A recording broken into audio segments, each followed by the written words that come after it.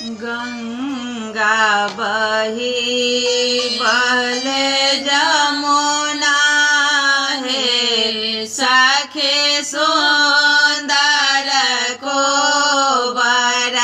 गंगा जे बहे बहले जमुना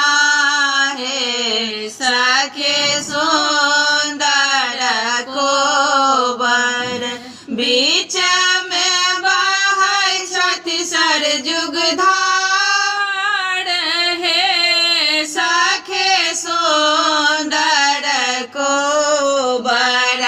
गंगा जे बहे बहे जमुना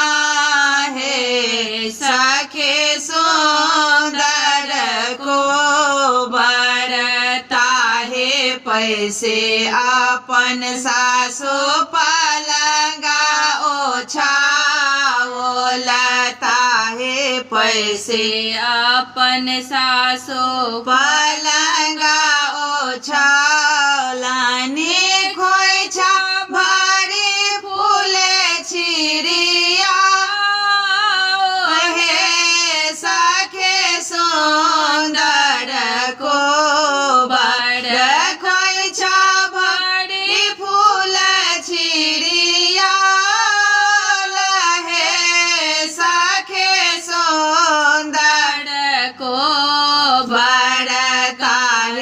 पैसे सुतलाले मधुकांत दोलहा ताहे पैसे सुत गेला मधुकांत दोलहा संग सुबे सुतो संग साथ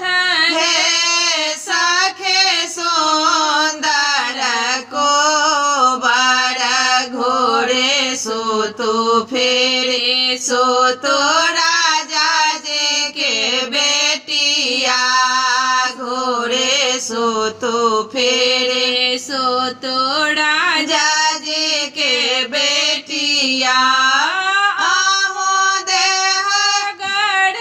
में अपार है सखी सुंदर को बचन सुनलन रोशने है सोहाबे को बरस भगेली बहार है सखे सुंदर को बर जोने रोसो जोने बरा रोशने है सोहाबे जोने रोसो जोने बहा